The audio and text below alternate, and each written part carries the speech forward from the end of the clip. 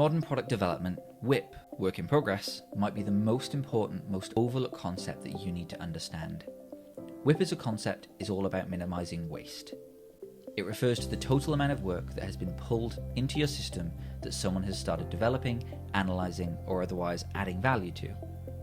The problem arises when this work is not finished, because added value is meaningless if a customer can't make use of what we've created.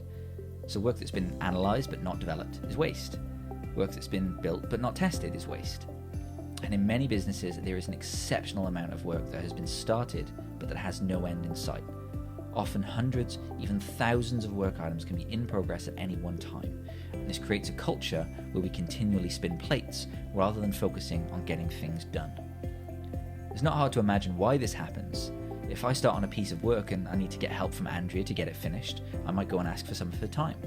But when I see that she's busy on another important piece of work, well, I don't want to just sit around for hours, maybe days, waiting for her to finish.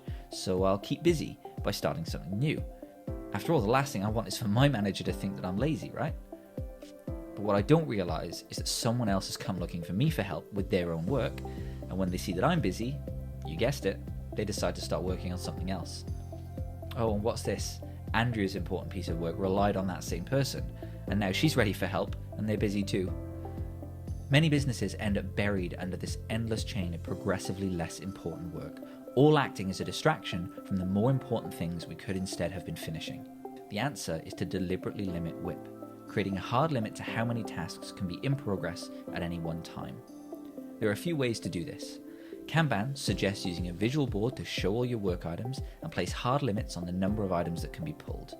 In Scrum, we use a time box, usually 2 weeks, where we pick a single goal and then try to limit work that doesn't align with it. So you can even combine those two approaches if you really want to turbocharge things. Now, exactly how you limit WIP isn't really important. What matters is that we deliberately cultivate a culture where people stop starting and start finishing.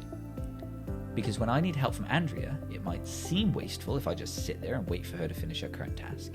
But a small amount of idle time will be significantly less costly than me and 100 other people all working on unimportant tasks while our most important work sits unfinished.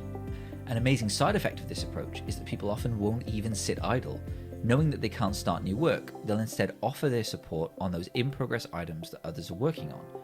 WIP-limited systems tend to be highly collaborative because we all realize the importance of getting work done. If you want to start limiting WIP, where do you start? Think about how to define the boundaries of your system. At what point does work start and when is it done? With this information, you can ask your people to show everything that's currently in progress. And yes, that includes work that's paused or blocked. Sometimes it's as simple as seeing just how much work is in progress to get buy-in for change. But if you want to go a step further, identify 2 or 3 of the most important work items, 2 or 3 per team if you're working in a large system, and hit the stop button for everything else.